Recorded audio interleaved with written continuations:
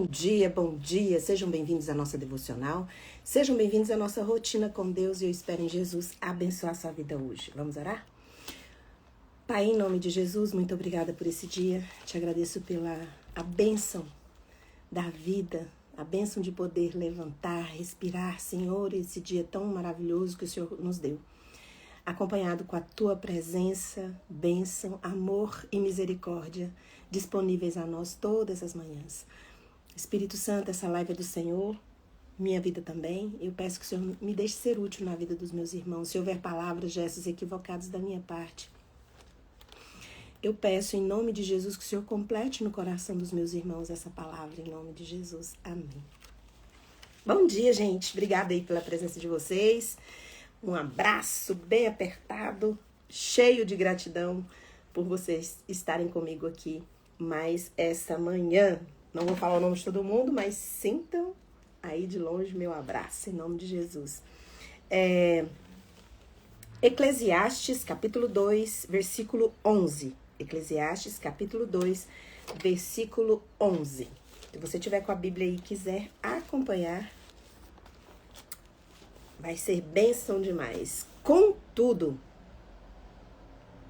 no momento em que passei a examinar tudo o que as minhas mãos haviam produzido e o trabalho que eu tanto me esforçava com alegria para realizar, compreendi que, na verdade, tudo não passava de vaidade.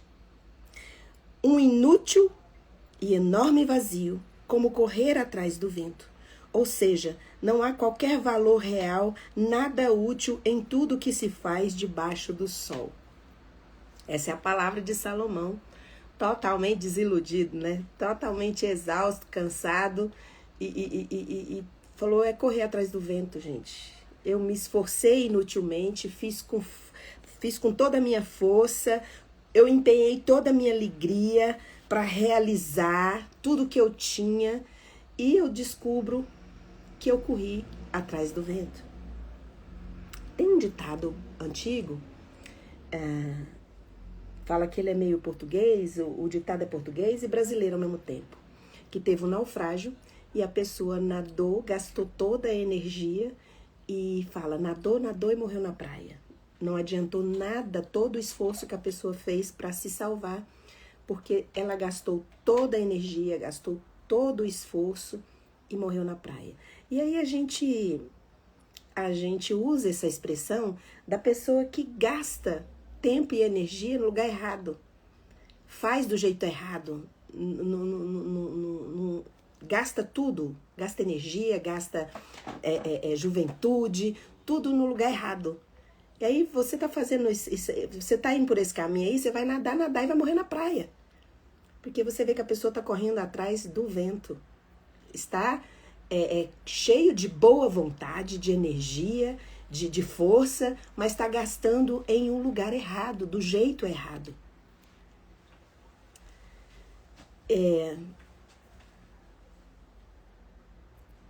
Esse texto, a gente vê que Salomão teve tudo na vida que ele queria.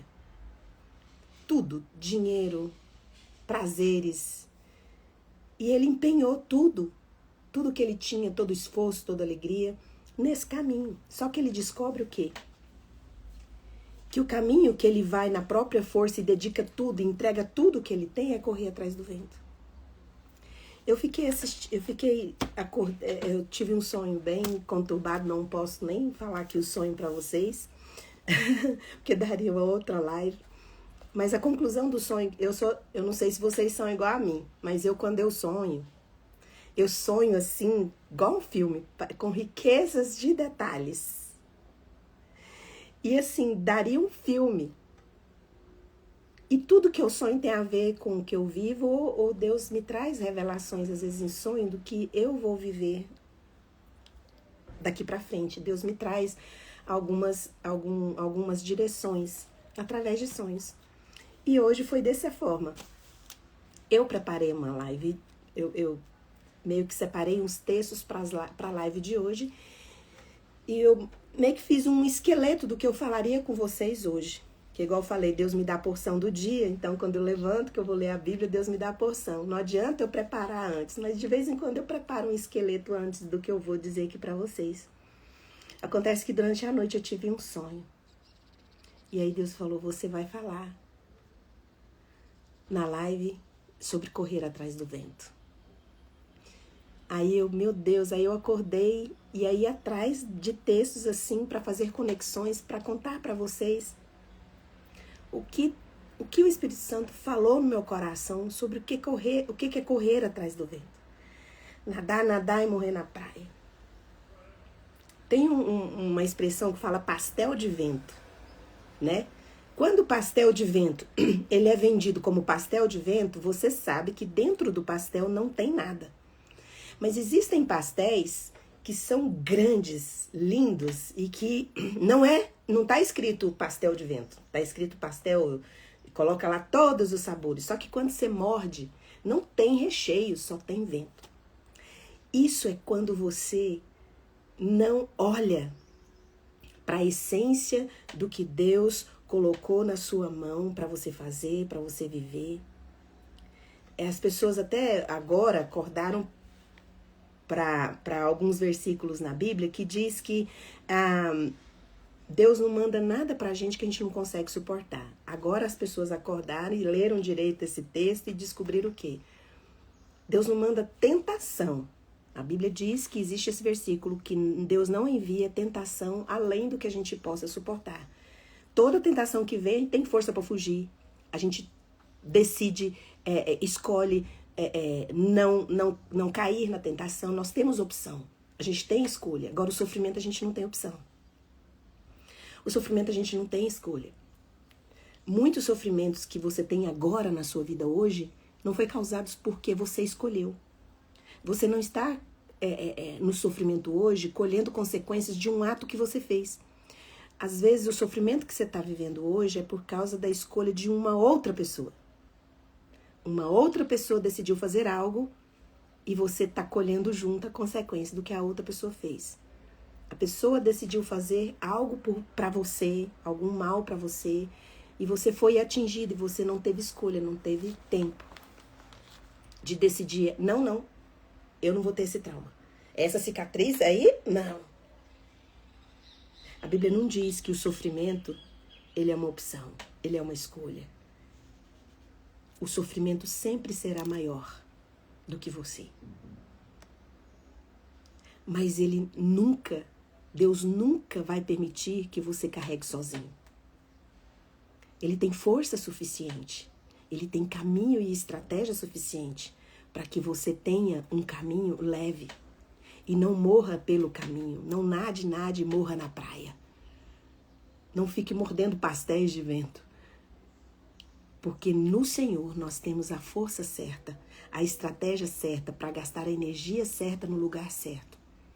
Está aqui diante de vocês alguém que se cansou, que ficou exausta, não do caminho, não do que Deus colocou nas minhas mãos, mas no caminho, porque no caminho eu carreguei muito peso que não era meu. Sabe, às vezes quando eu sempre estou falando isso nas lives, não carregue peso que não é seu. Na verdade, o pano de fundo para quem vive carregando peso que não é dela, muitas vezes pode ser o controle. A gente quer ter o controle das coisas. A gente quer controlar as coisas. Às vezes você está carregando o peso dos seus filhos que eles precisam carregar, para que eles cresçam, para que eles amadureçam. O peso é deles, não é seu. E você está exausto no caminho, está cansado no caminho, porque não é isso que Deus está pedindo para você fazer. Você não tem estratégia, você não tem direção de Deus para carregar peso que não é seu.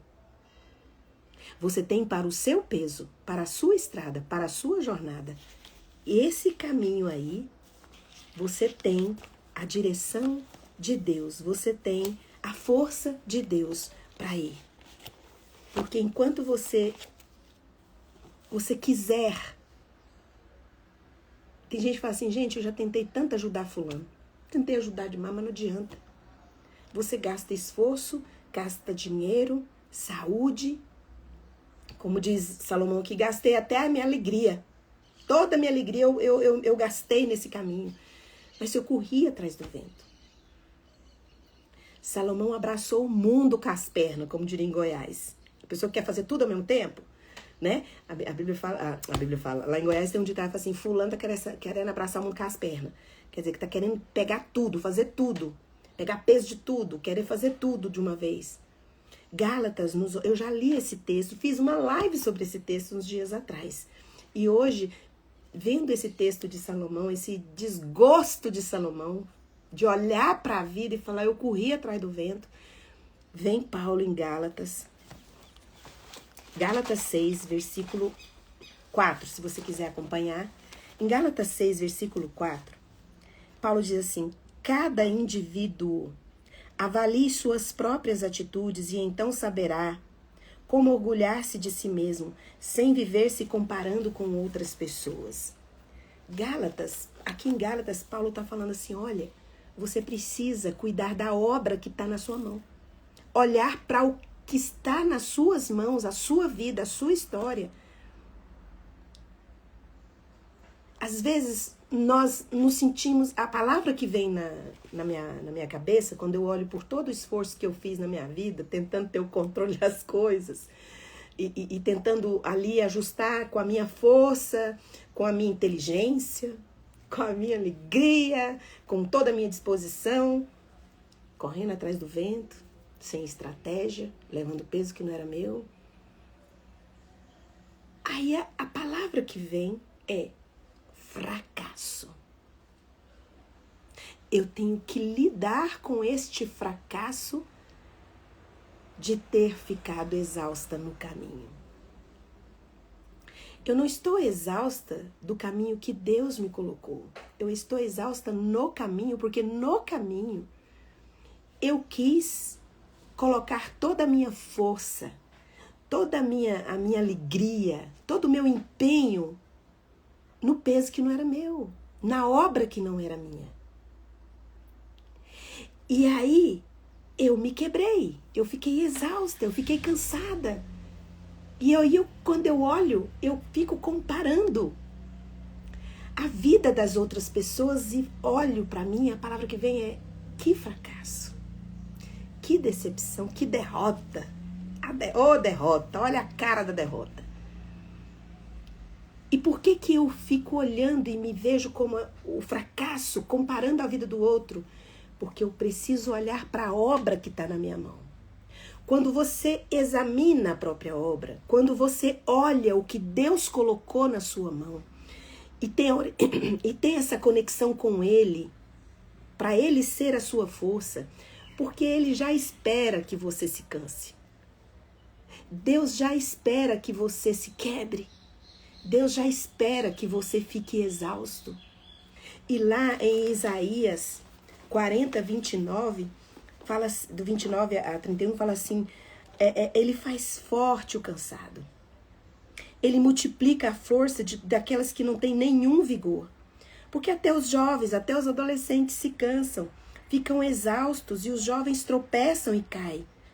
Aí, esse versículo ele é sensacional porque ele fala assim, mas aqueles que esperam no Senhor renovam suas forças, não fica quebrado, não fica caído, não fica cansado, não vive exausto. Você pode ficar cansado, você pode ficar exausto, mas quando você olha para a própria obra, você não tem tempo de se comparar com o outro. Você não tem tempo de sentir fracassos, porque você está cuidando da própria obra.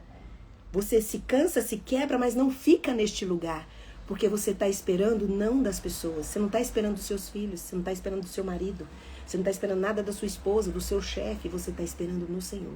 Porque aqueles que esperam no Senhor, eles renovam suas forças. A força acaba para ser renovada. Eles voam alto como águias, correm e não se fadigam, caminham e não se cansam. A obra que Deus colocou na minha mão e na sua, ela não é pequena. Ela é grande. E você olha para a obra, para o que Deus colocou na sua jornada, você fala, eu não vou dar conta, eu não consigo. E é mesmo grande, justamente para que a gente entenda que não é para a gente carregar sozinho. E a gente precisa, os que esperam, esperar, ter expectativas em Deus. E o que acontece? Nós estamos deixando a nossa obra de lado e com os olhos na obra dos outros. Você carrega peso de marido, carrega peso da esposa, carrega peso dos netos, dos filhos, da igreja, de líderes, e você está exausto, está cansado, e você vive neste lugar de exaustão. Eu conheço pessoas, crentes, que creem em Jesus, mas que vivem doentes, vivem exaustas, vivem quebradas. É um lugar ali só de exaustão, porque não estão percebendo que estão em um caminho, em uma jornada, que se elas não esperarem de Deus e se conectarem a Deus, não terão estratégia, não terá o caminho no deserto, não terá o riacho no ermo, porque não está esperando de Deus, está esperando das pessoas. Um retorno, uma gratidão, uma resposta, uma consideração. Mas será que não está vendo que eu estou sofrendo? Não está vendo que está pesado? Não, não está. Porque Deus é o único que te criou, é o único que conhece sua alma. É o único que sabe exatamente quanto está custando para você, qual o tamanho do seu sofrimento. E aí você olha e fala, nadei e morri na praia. Ou seja, como Salomão disse aqui, ó, eu gastei minha força, gastei minha energia, gastei minha alegria, mas eu corri atrás do vento. Porque foi sem estratégia, o homem mais sábio do mundo. Deus fala que não vai existir ninguém mais sábio, nem antes nem depois de Salomão. E a pessoa mais sábia da terra correu atrás do vento. Por quê? Não dependeu do Senhor.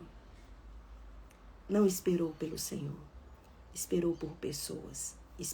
A expectativa foi ter resultado de eventos, de pessoas, de tudo menos de Deus.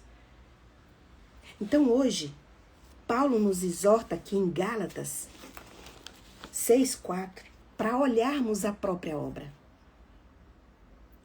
E tem uma promessa nesse versículo, que se você olhar, examinar o que está nas suas mãos para fazer, você vai ter motivos para se alegrar na sua obra, não na obra dos outros. Tem pessoas que ficam vivendo a partir dos milagres que acontecem na vida do outro. Não tem vivido as próprias experiências, os próprios milagres. No fim das contas, não, na verdade, tem um coração incrédulo, que não acredita que se Deus fez na vida do outro, Ele também tem obras extraordinárias, milagres para fazer na nossa vida. Eu não vou nem pedir isso, vai que Deus não me dá. E fica mordendo pastéis de vento, correndo atrás de vento. Nadando e morrendo na praia. A pessoa que nadou, morreu na praia porque nadou sem estratégia, nadou sem uma direção. Deu tudo de si.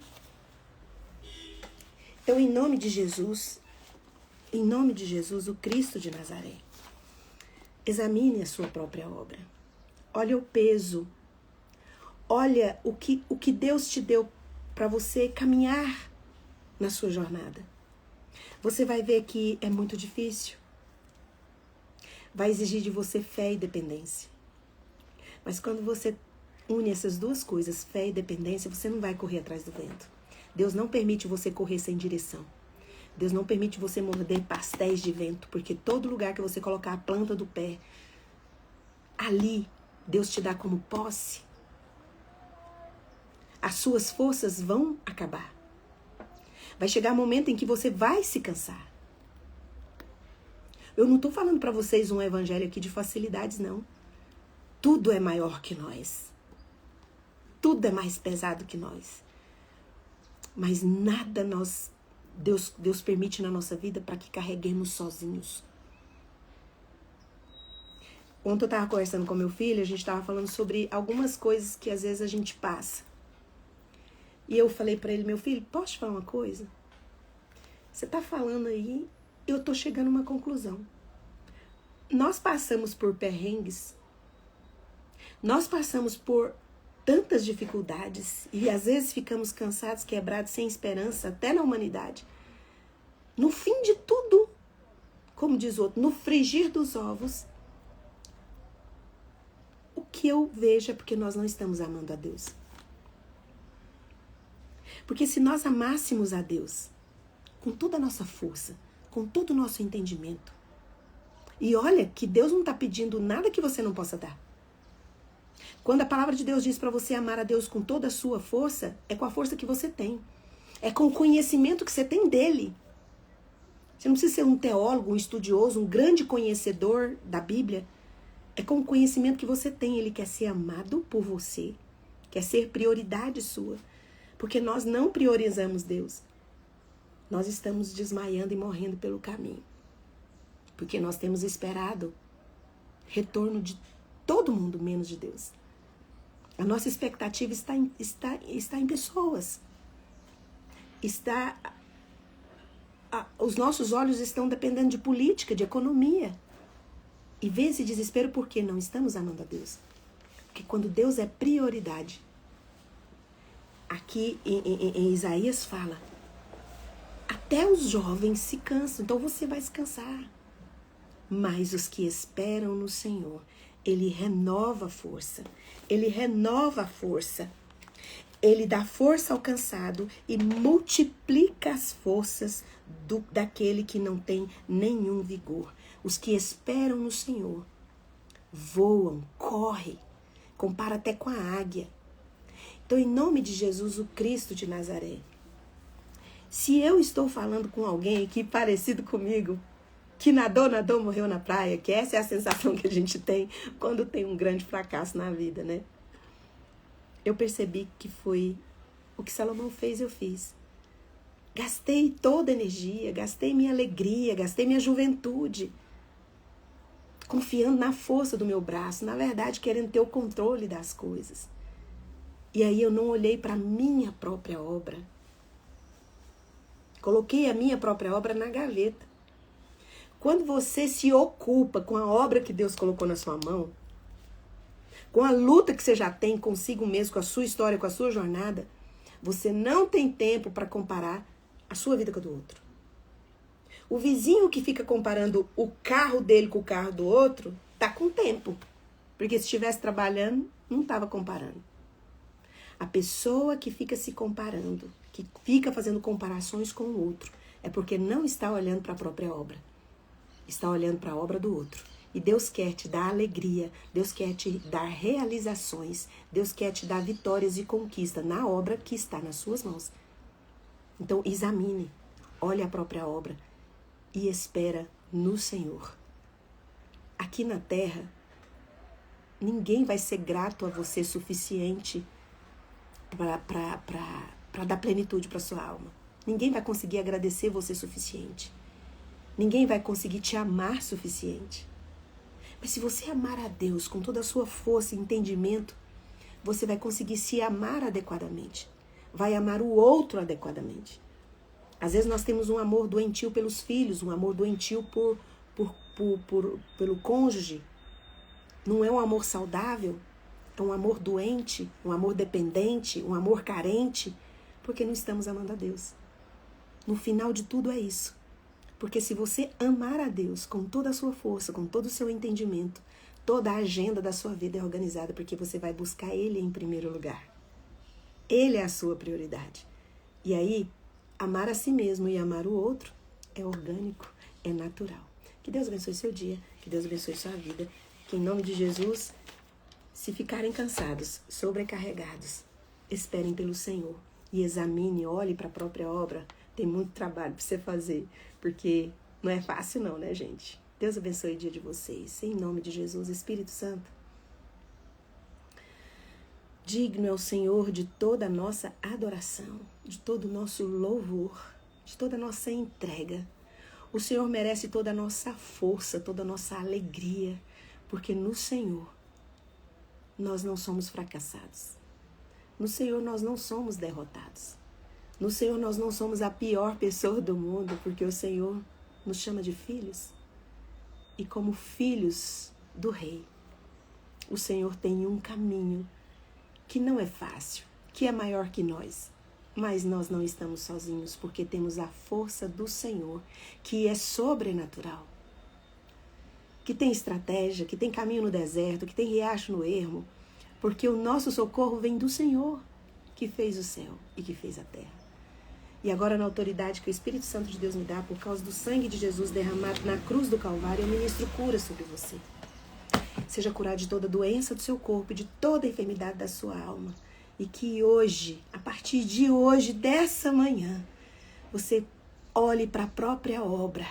Corra a jornada que Deus colocou para você. Porque você não vai ficar cansado, não vai ficar exausto. Pode vir a exaustão e o cansaço, mas ele vai ser um caminho leve. Porque você não caminha sozinho. Tem a força do Espírito Santo para te dar suporte e renovar suas forças todas as manhãs. Em nome de Jesus. Amém. Um beijo e até amanhã, 6h30. Tchau, tchau. Um cheiro.